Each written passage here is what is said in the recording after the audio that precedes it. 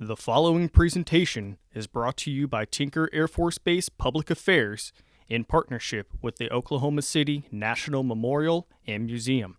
Journey of Hope was previously recorded at the Tinker Event Center, honoring the lives lost and those changed forever 30 years ago in the bombing of the Alfred P. Murrah Federal Building. Tonight, we remember Tinker Airmen First Class Cartney McRaven of the 32nd Combat Communications Squadron and Airman First Class Lakesha Richardson Levy of the 72nd Medical Group. 30 years later, your sacrifice is not forgotten.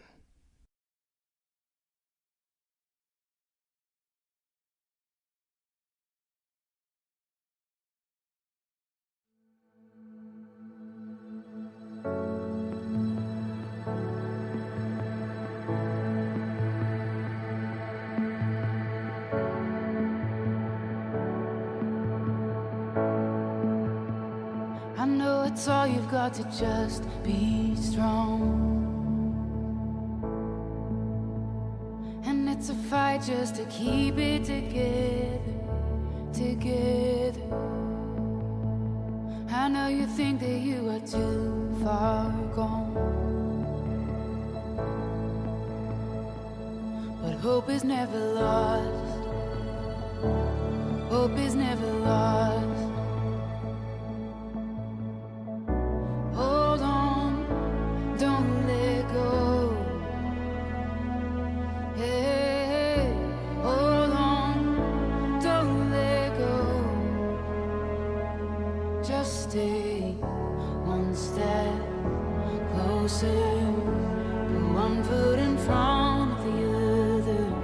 You'll get through this. Just follow the light in the darkness. You're gonna be okay.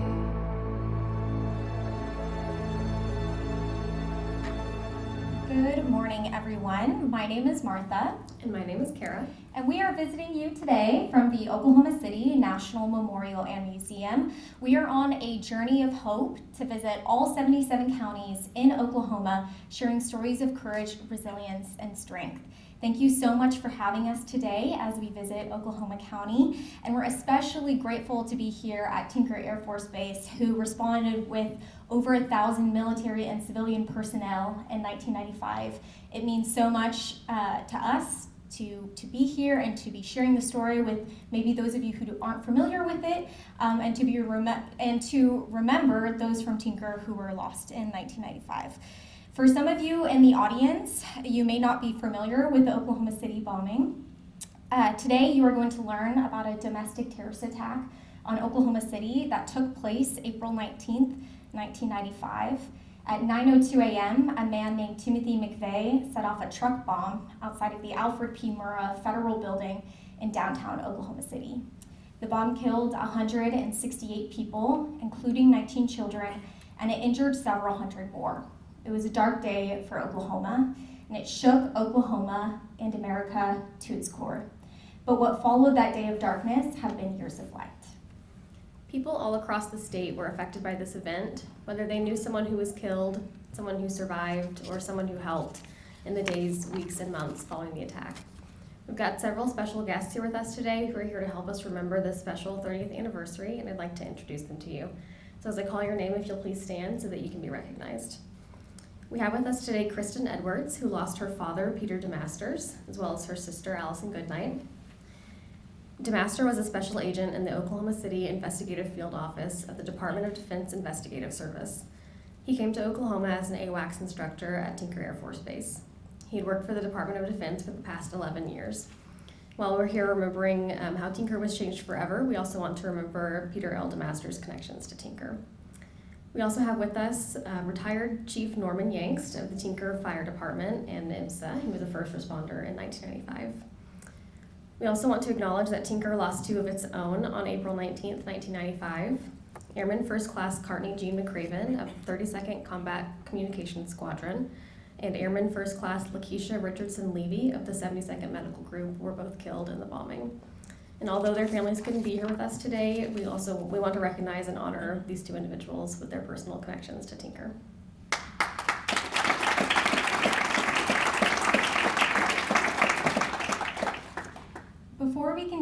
does anybody else here have a personal connection to the Oklahoma City bombing? If you'd raise your hand. Even though it's been nearly 30 years ago since this terrorist attack took place, its impact is still deeply felt. And those losses are personal, but they're also shared by a broader community of people like the Tinker community. So today, you're going to hear several stories. You're going to hear a letter that Lakesha Levy's mother, Constance Favorite, wrote for this morning, so you'll be hearing that. You'll also hear the story of survivor P.J. Allen, who was a child in America's Kids Daycare and now works at Tinker. And you're going to hear the eyewitness account of Chief Norman Yangst. But before we hear from our speakers, I want to share with you how everyday Oklahomans responded to what happened in 1995. National and international journalists came to Oklahoma to cover what had happened here, and they were surprised by what they saw. They saw a massive outpouring of community support and solidarity. Everyday people did anything and everything they could to support the rescue and recovery efforts. And the national media termed this tender response as the Oklahoma Standard. The Oklahoma Standard is now a statewide initiative preserved by the Oklahoma City National Memorial and Museum, and it promotes civic engagement through acts of service, honor, and kindness. And we talk about the Oklahoma Standard, and Tinker is a great example of the Oklahoma Standard, showing up when our state needed it the most. Now we want to play you a video that gives you more context as to what happened on April 19th. This video does not shy away from the impact of violence or the senselessness of violence, and that can be difficult to watch. But you're also going to see in this video how Oklahomans came together in the face of tragedy. Let's watch the video now.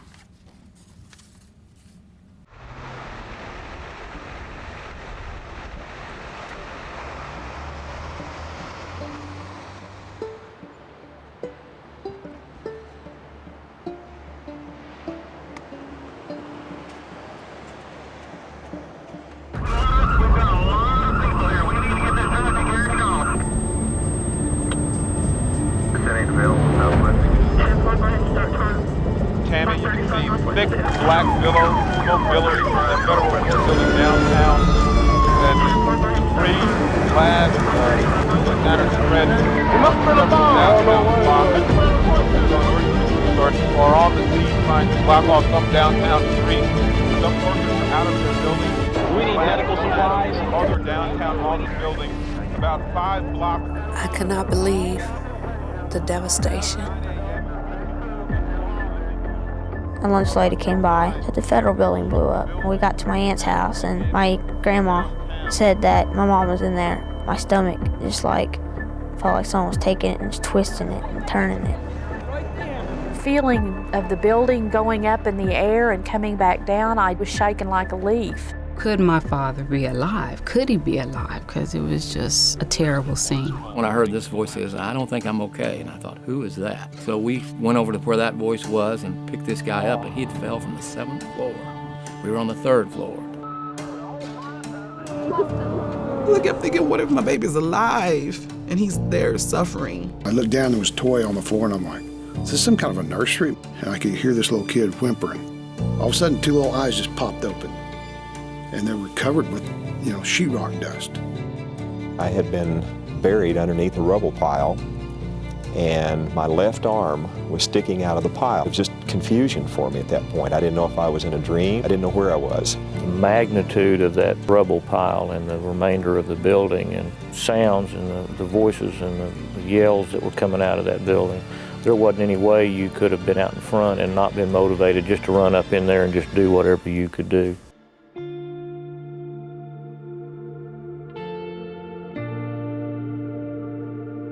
Think of all the police officers and the firefighters, the doctors and the nurses, all of the neighbors and the rescue workers, all of the people who have come to help all of those who were hurt in Oklahoma. There are many more good people in the world than bad and evil people. I'll tell you, the one thing you could really feel was just the energy of millions and millions of people thinking. They want to see somebody come out of their lives as much as you do. The response was from the community, from everybody that was involved in it, was overwhelming. You and I may not know each other, but in the time of need, we would help each other. This one guy stood up and took a dollar bill out of his pocket, and he waved it in front of me. He said, "Governor, do you know what this is?" "Yeah, that's a dollar bill." He said, "No, it's an Oklahoma dollar. And an Oklahoma dollar is the dollar that I brought with me, and it's the same dollar I'm leaving with. I never had to spend a cent for anything." Well, at the scene, we're processing every bit of evidence that is there. This is all taking place on the first day of the bombing. And by that afternoon, we now have a name of Timothy McVeigh. McVeigh's arrest was astonishing. He was stopped by highway trooper Charlie Hanger less than 2 hours after the explosion. Nichols turned himself into authorities in Harrington, Kansas The defendants were people who tried to destroy our system. We didn't believe in it, but that's where you can take particular pride in respecting the rules of our system. This was going to be the biggest case in the history of at least Oklahoma and perhaps America. There was the human emotion of dealing with the people who were actually victimized by the crime. And no matter what your situation, how tough you have to be as a prosecutor, you can't help but relate to people who've gone through the biggest tragedy one could ever imagine. It was a form of justice, knowing that someone would be held accountable. And you got to remember what people were applauding wasn't us, it was that the system worked. This is where these winding roads have led. The trials provided an end to the legal part and allowed people to truly get on with healing, to experience a great memorial, to have a place where they could come and remember not the horror, but the love. I want my sons to be able to look back at their youth and say, we were family. It didn't end when my dad died. We were a family afterwards. And it's hard getting through the 19th, but there's something about the marathon that is so joyous.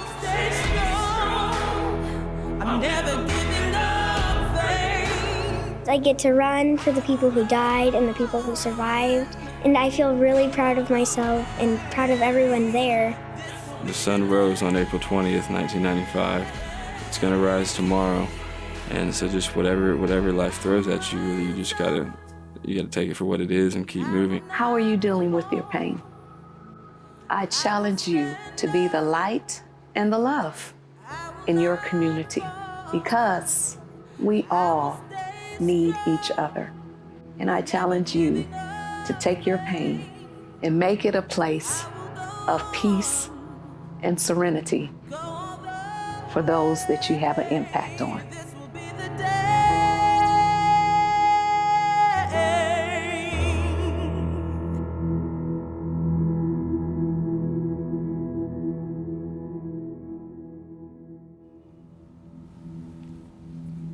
"168 people were killed in the bombing of the Alfred P. Murrah Federal Building.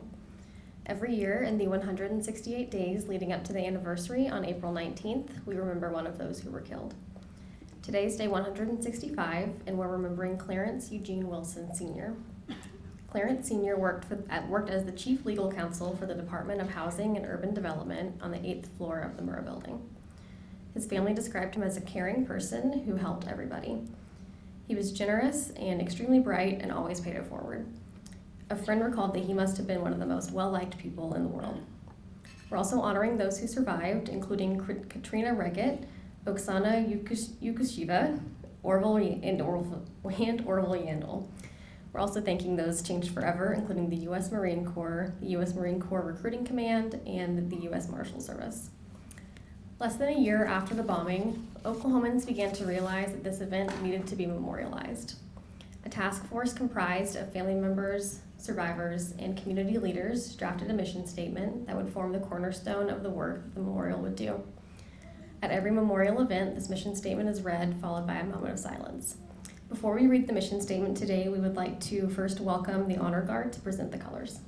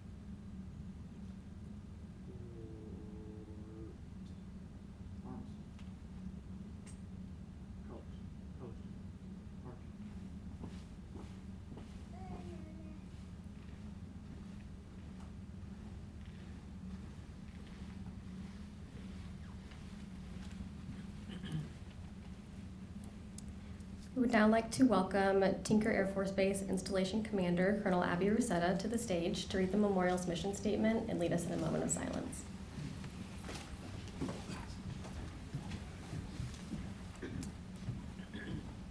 Thank you, Kara and Martha. So the memorial mission statement reads as follows. We come here to remember those who were killed, those who survived, and those changed forever. May all who leave here know the impact of violence. May this memorial offer comfort, strength, peace, hope, and serenity. Please join in a moment of silence.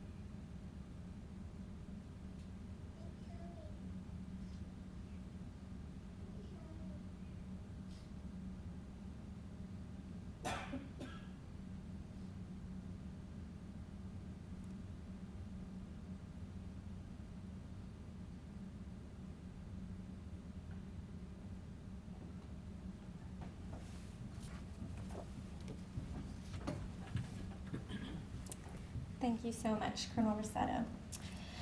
Now we would like to welcome to the stage Senior Airman Rebecca Stump, who will be reading remarks from Constance Favorite, who's the mother of Airman First Class Lakesha Richardson Levy, who was at Tinker Air Force Base, was stationed here in 1995 when she lost her life in the bombing. So please welcome to the stage.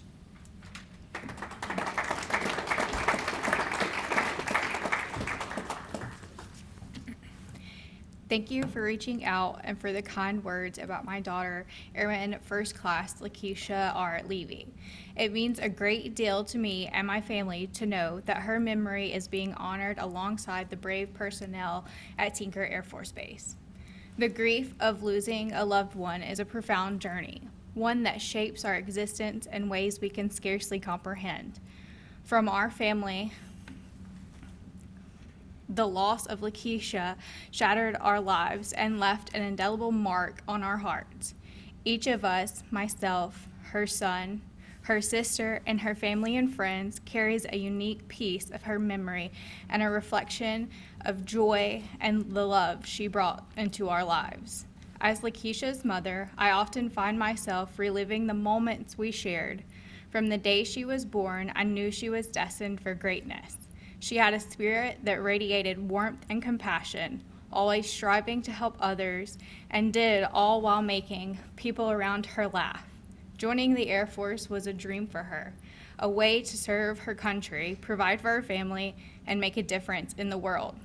On that fateful day, April 19th, 1995, my world turned upside down when I received the news of the bombing at the Alfred P. Murrah Federal Building.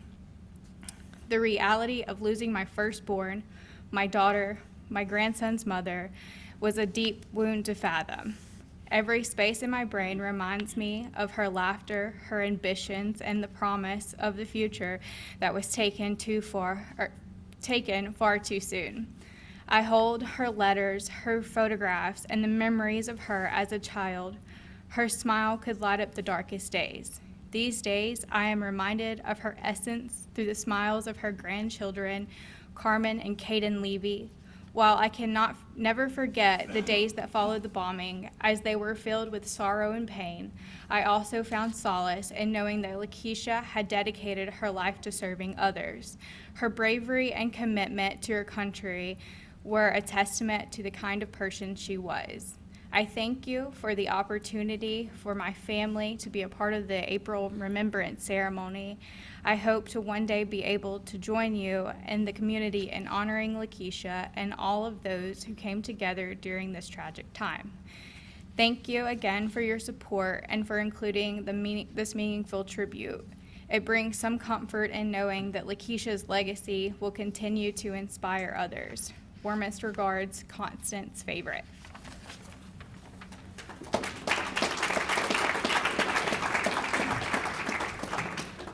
Thank you, Airman Stump. PJ Allen was 18 months old on April 19th, 1995.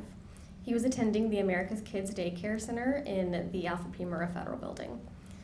PJ survived the attack and now, 30 years later, works here at Tinker Air Force Base as an avionics technician. While he couldn't be here with us today, we would like to share with you a video of PJ talking about the impact that the bombing had on his life.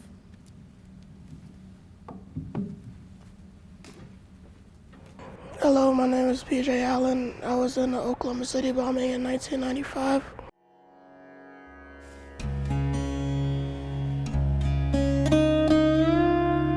That day started out as any other normal day for me at that time. I was 18 months on my way to daycare. That morning I was dropped off, and that's when the accident occurred. I'm Tammy Payne in the TV9 newsroom. If you are anywhere downtown, you probably heard it and felt it, an explosion of some kind downtown. Later I was told by my grandmother that I was found as of doing what a baby does when they get hurt. I was screaming and crying, and that's how they found me through it. Due to the burns and damage I suffered, I was immediately transferred to the hospital and found wrapped up in bandages. Only thing exposed was my navel, and that's how I was found by my grandmother and mother. Ever since then, my family has tried their best to let me grow up as a normal kid without any special treatment. Being that I was 18 months, I have no recollection of the events that occurred.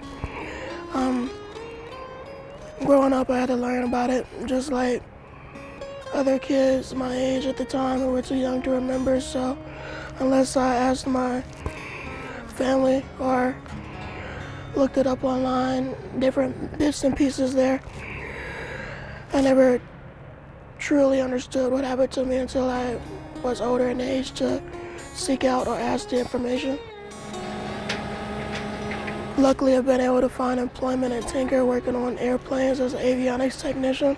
Throughout life, I've always been trying to find my purpose, and I believe this is it because on the day of the bombing, so many people of service came out and just helped with the emergency.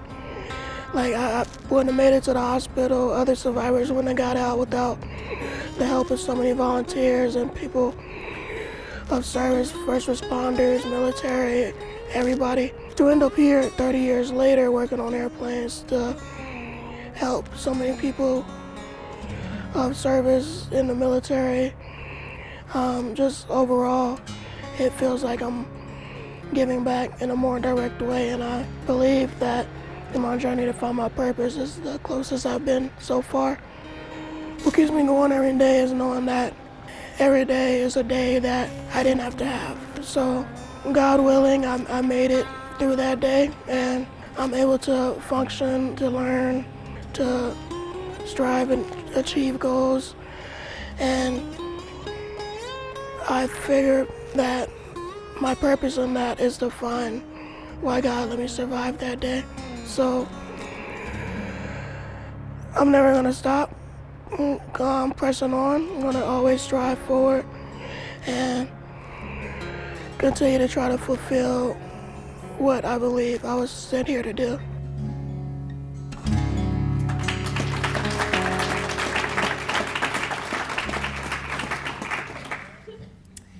Now, we would like to welcome to the stage someone very special who's agreed to share his story with you today. Former Chief Norman Yangst was a first responder with the Tinker Fire Department in 1995, and he has prepared some remarks with you and he will share his story.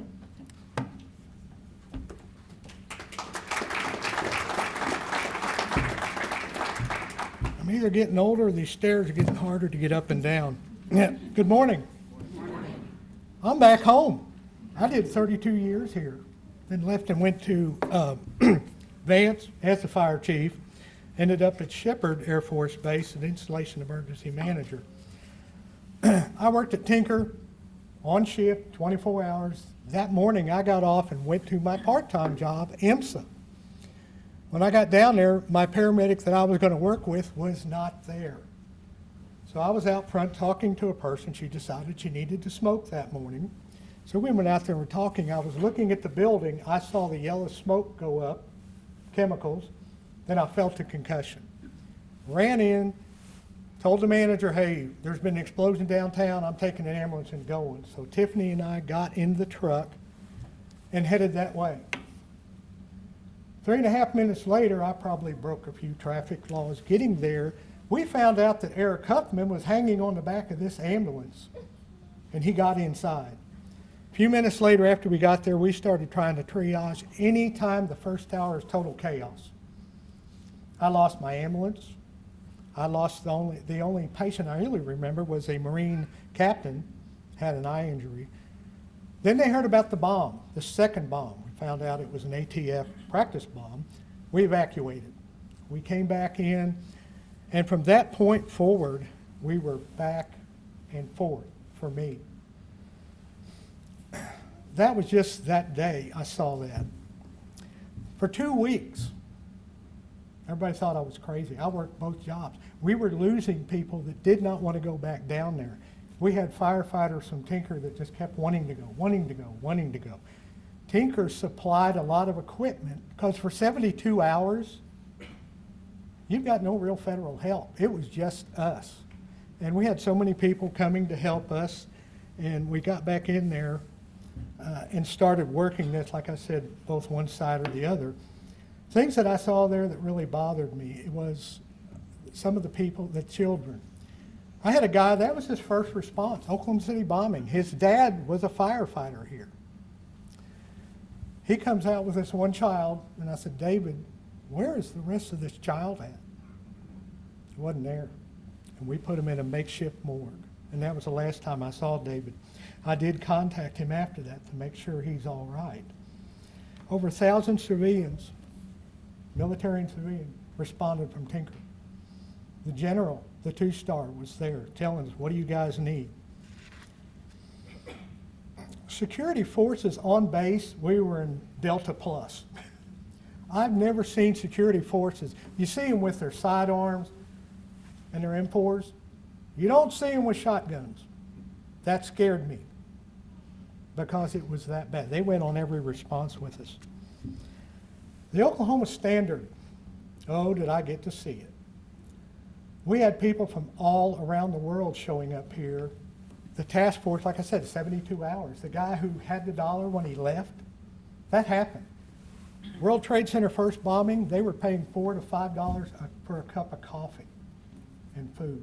We took care of them. We gave them a place to sleep. We gave them food, everything else. People were going to the fire stations and feeding the firefighters. We had that happen at our fire station. We took that one step further. We invited all those people back that fed us, and we took care of them. So we added to the Oklahoma Standard, the Tinker Standard. I had to decide to make a choice. I could either live with this or live.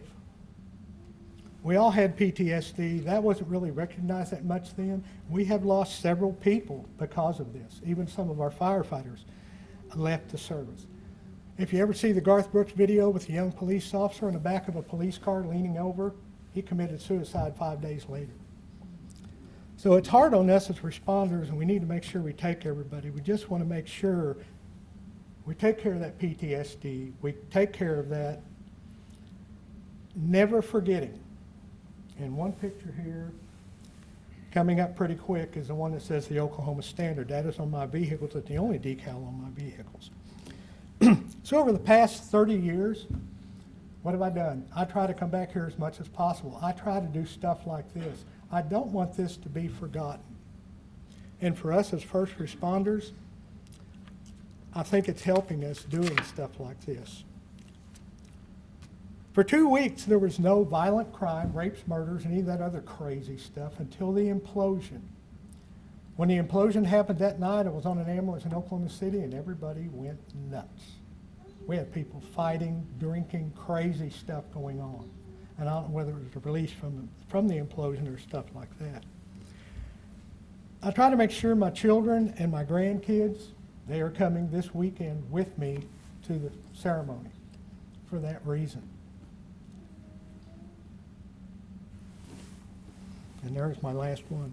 I did my 7 minutes, so leave me alone. I do have one last thing I want to do, and I do this for a couple of reasons. First of all, thank Tinker for having me out here. Memorial. Colonel, I'm coming to you. If I don't fall down. Every responder to the Oklahoma City bombing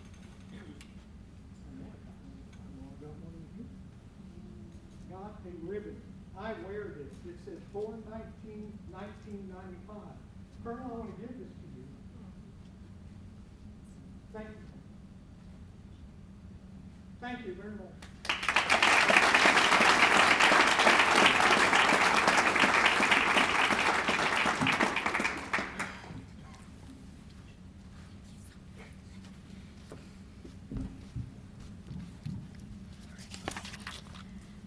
Thank you again, Chief Yangst. Now we would like to welcome Tinker Air Force Base Installation Commander, Colonel Abby Rusetta, back to the stage to share some remarks on how this event forever changed Tinker. Okay, I just want to say a couple of thank yous before I get going. Kara and Martha, I really appreciate you coming here today. Tinker obviously has a very, very played a special role, and we celebrate our airmen. And I really appreciate you coming here and letting us have today, especially in a time that's so incredibly busy. Recognize Saturday's the big day, and the marathon's right behind it. So just thank you so much for coming here and bringing this here so we have this opportunity to celebrate our airmen. I also want to thank Airman Stump and Chief for coming up on the stage and sharing with us. Because I appreciate you coming and telling, right? So Airman Stump sharing Ms. Constance Favorite's letter is very powerful. Your connection with the lab is very, very important. And then Chief giving us your first person responder story is so incredible. So thank you. Thank you so much. So good morning, everyone, and thank you for being here. As we pause to honor, remember, and to reflect, nearly 30 years ago, the tragedy that struck in the heart of Oklahoma City. As we've learned today, the bombing of the Alfred P. Murrah Federal Building took those 168 innocent lives and then took 2 of our own airmen, Airman First Class Cartney McRaven and Airman First Class Lakesha Levy. Airman McRaven was in the 3rd Herd, a combat comm warrior. Airman McRaven's wedding anniversary is today. Airman McRaven got married, and that's why Airman McRaven was in the Murrah building. She was there getting her name changed because she married a defender. So today is their anniversary, April 15th, and so it's just important that we remember Airman McRaven from the 3rd Herd and the Combat Comm. And then Airman Levy, we got to hear from Airman Levy's mom, compliments of Airman Stump, so thank you for that. And the Med Group has done a fantastic job celebrating Airman Levy. If you have the opportunity, the Med Group has a plaque, they have a memorial tree, they have a conference room. They've just done a fantastic job. So my hat's off to the Med Group for remembering Airman Levy and really having a place to honor and remember her for a long time. And that's what today's about, right? To remember, because they're gone too soon, but remembered forever. In the following days, as we've learned, in the following days and weeks of the tragedy, thousands of airmen from Team Tinker responded. And when I say airmen, it's our capital A airmen, right? It's our civilians, it's our airmen who wear a uniform, and it's our sailors who wear a uniform. And they responded over and over and over again, like we heard from the chief. Medics, engineers, security forces, chaplains, volunteers, I don't think it mattered what you did at Tinker Air Force Base, you responded. because our city needed us. And Team Tinker worked shoulder to shoulder with the community, and we all called it home. And together they risked their safety and sacrificed their comfort to save lives, offer solace, and bring dignity to those who had fallen. And they exemplified the very best of who we were in 1995 and who we are today. And so I think everyone hears me talk about our Capital A Airmen, but those were our Capital A Airmen in 1995, 30 years ago, who did everything that we are so proud of to be today, to be an Oklahoman and to be part of this community. And what grew from that was the Oklahoma Standard, and I know we've already talked about it, but I think it's so incredibly important to say it again. The spirit of service, honor, and kindness was born out of that tragedy, and we see it every day. So for those of us who are military, we change cities often. We move every 2 years. And those who come to Oklahoma don't really know what we're coming into often. Oftentimes when we PCS here, it's the first time here, and we think, Oklahoma, I don't really know much about Oklahoma. And then we recognize the community is so incredible, and the people are so kind. And I think that is because of that day, that it is just innate human desire to help others and to be kind. And that mantra, show up to serve, rise up to honor, and step up to be kind, we see that every day across Oklahoma, still today, 30 years later.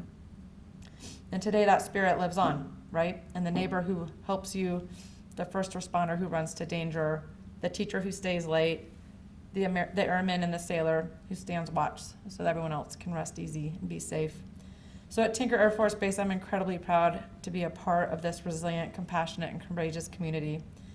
So let us honor the memories of Airman First Class Cartney McRaven and Airman First Class Lakesha Levy today, and those we lost, as well as the more than 600 who lived.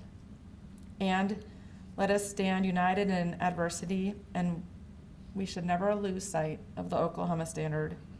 And when you go to the Oklahoma Memorial bombing, when you go to the memorial, you'll see that Oklahoma Standard through. And one of the signs at the back. I've been to the Oklahoma Memorial several times, and I went through it the other month with my kids. And as we walked out, it talked about the Oklahoma Standard and how the tragedy bound us together to be stronger together, and Oklahoma strong, which is so appropriate because we are Tinker strong. So thank you.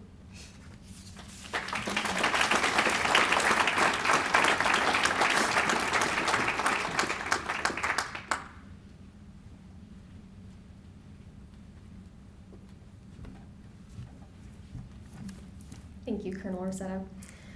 We really appreciate the special relationship between the memorial and Tinker Air Force Base, and we wanted to provide you guys on some more ideas on how you can stay involved with us in the work that the memorial does. So every April, we run to remember with our annual memorial marathon. We have a kids marathon, a senior marathon, a 5K, a quarter marathon, a half marathon, and a full marathon. So if you are a runner and want to join us, it's not this weekend, but the next weekend. And even if you're not a runner and just want to be part of the festivities, we'd love to have you join us. It's a lot of fun. We'd also like to extend an invitation is to bring your friends and your family to visit the memorial and experience the story of April 19th in person on the original site at the Alfred P. Murrah Federal Building. This is an example of a sapling from the survivor tree, which is one of the memorial symbols of hope and resilience.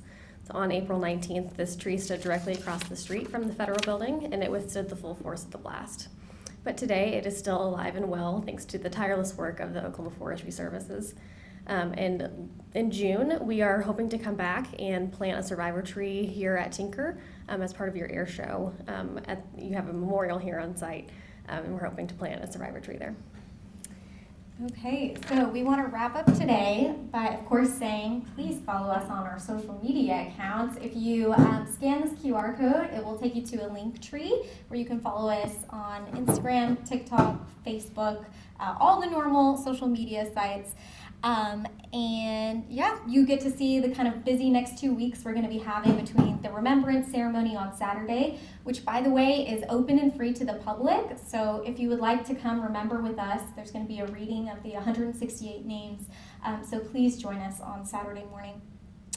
I also want to say a thank you to the folks here at Tinker who've helped us organize the event. Thank you to Mark Hybers and Lieutenant Highland. Thank you both so much.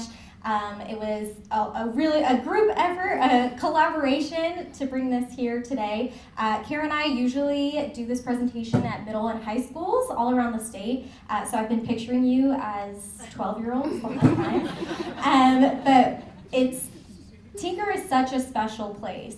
I grew up here I grew up in Norman, but Tinker is such a special place, and to say thank you to the over 1,000 personnel, military, civilian, who helped in 1995, to remember those two with connections to Tinker that were lost. It means so much for us to be here. Thank you so much for sharing your remarks, Colonel Rosetta. It means so much.